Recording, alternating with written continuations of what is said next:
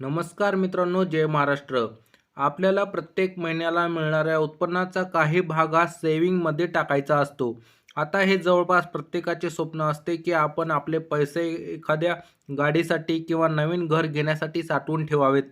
तर काही लोकांना पैसे एखाद्या आपत्कालीन इमर्जन्सी स्थितीसाठी साठवून ठेवायची सवय असते.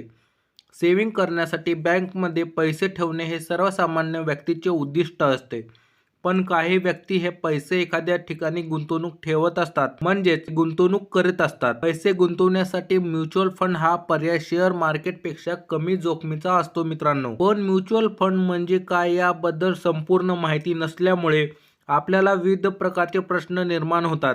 जसे की म्युच्युअल फंड काय आहे, यामध्ये गुंतवणूक कशी करावी, म्युच्युअल फंडमध्ये रिस्क किती असते, यातून परतावा आपल्याला प्रॉफिट किती मिळतो, अशा प्रकारचे सर्व प्रश्नांची उत्तरे मी तुम्हाला या व्हिडिओमध्ये सांगणार आहे. तर व्हिडिओ शेवटपर्यंत बघा मित्रांनो.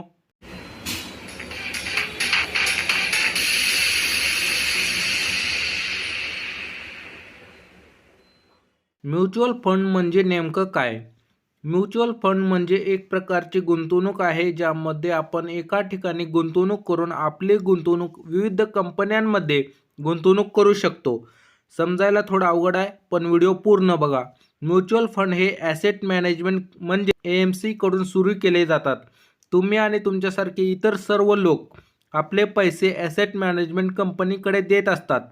या AMC हा पैसा एकत्र करून वेगवेगळ्या ठिकाणी गुंतवणूक करत असतात. यामध्ये गुंतवणूक करत असताना त्यांच्याकडे काही तज्ज्ञ मंडळी बसलेली असतात आणि याच तज्ज्ञ मंडळीच्या सल्ल्याने या AMC गुंतवणूक करत असतात. वेगवेगळ्या ठिकाणी केलेल्या या गुंतवणुकीतून AMCला जो काही रिटर्न मिळतो त्यातून काही टक्केवारी म्हणजेच 1 ते 2% कमिशन कंपनी स्वतःकडे ठेवून इतर पैसा रिटर्न म्हणून म्युच्युअल फंड गुंतवणूकदाराला देत असते. सध्या भारतात HDFC, ICICI, SBI, HSBC सारख्या बँक आणि आदित्य बिर्ला, रिलायन्स, टाटा यासारख्या कंपनी AMC चालवतात. मित्रांनो, दुसरा जो पॉईंट आहे, म्युच्युअल फंडमध्ये रिस्क किती असते. तुम्ही ज्या म्युच्युअल फंडमध्ये गुंतवणूक करणार आहात त्या म्युच्युअल फंडला चालवणारी AMC पैसे कुठं गुंतवणार आहे हे सांगत असते. त्यानुसार मग तो फंड रिस्की आहे किंवा नाही हे तुम्हाला लगेच लक्षात येते. म्युच्युअल फंड देणाऱ्या कंपनी त्यांचे फंड आधीच रिस्कनुसार विभाजन करत असतात. काही म्युच्युअल फंड हे 0 रिस्क असतात तर काही हाय रिस्क असतात. जर ती AMC तुमचे पैसे स्टॉकमध्ये गुंतवणूक करत असेल तर तुम्हाला जास्त रिस्क असेल. तुमचा पैसा हा जर सरकारी बॉन्डमध्ये गुंतवला जात असेल तर मग रिस्क त्या ठिकाणी कमी असते. Equity link saving scheme ELSS या प्रकारच्या फंडमध्ये तुम्हाला मिळणाऱ्या नफ्याची रक्कम, प्रॉफिटची रक्कम 1.5 लाखाच्या आत असेल तर तुम्हाला टॅक्स वाचविता येतो. मित्रांनो, एक पॉईंट आहे सेक्टर म्युच्युअल फंड. एका क्षेत्राशी निगडीत सेक्टरमध्ये गुंतवणूक केली जाते. यामध्ये रिस्क जास्त असते. दुसरा आहे इंडेक्स फंड. हे पॅसिव्हली मॅनेज फंड असतात. यामध्ये EMCचा काही संबंध नसतो. शेअर मार्केटमधील इंडेक्स म्हणजे सेन्सेक्स आणि निफ्टी यांच्या नंबर अनुसार यात बदल होत असतो. म्युच्युअल फंडमधून मिळणारा एक्सेप्टेड रिटर्न पर्सेंटेज कॅल्क्युलेट करून मिळत असतो. हा अंदाज लावून काढलेला रिटर्न असल्याने हेच भविष्यात घडेल का याची काही गॅरंटी देता येत नाही. दुसरा आहे एक्सपेन्स रेशो. एक्सपेन्स रेशो हा AMC स्वतःहून काढून घेणारी असते. सोप्या भाषेत सांगायचे झाले तर AMCचे कमिशन घेते त्याला एक्सपेन्स रेशो असे म्हणतात. दुसरं आहे ॲसेट अंडर मॅनेजमेंट.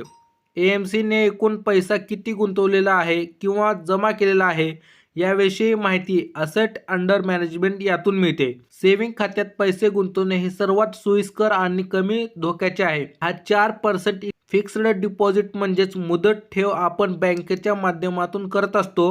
मात्र यामध्ये तुम्हाला एका ठराविक कालावधीनंतरच पैसे मिळत असतात. त्यामुळे एखाद्या इमर्जन्सी स्थितीत पैसे काढणे हा गुंतवणूक पर्यायात शक्य नाही. सोन्यामध्ये गुंतवणूक करणे हे आपल्या सध्याच्या स्थितीत कठीण आहे, कारण यामध्ये किमती ह्या सतत बदलत असतात. रिअल इस्टेटमध्ये गुंतवलेला रिटर्न आहे, मात्र यामध्ये एखाद्याला कमी गुंतवणूक करायची असेल किंवा SIP मध्ये गुंतवणूक करायची असेल तर तो पर्याय येथे उपलब्ध नाही. शेअर मार्केटमध्ये आपल्याला रिटर्न भरपूर मिळतो, मात्र यामध्ये रिस्क देखील खूप जास्त असते. म्युच्युअल फंडमध्ये शेअर मार्केटपेक्षा खूप कमी रिस्क आहे. याशिवाय आपले पैसे आपण हवे तेव्हा काढू शकतो. म्हणजेच आपल्याला आपत्कालीन इमर्जन्सी स्थितीत पैशांची गरज असेल तर आपल्याला पैसे मिळतील.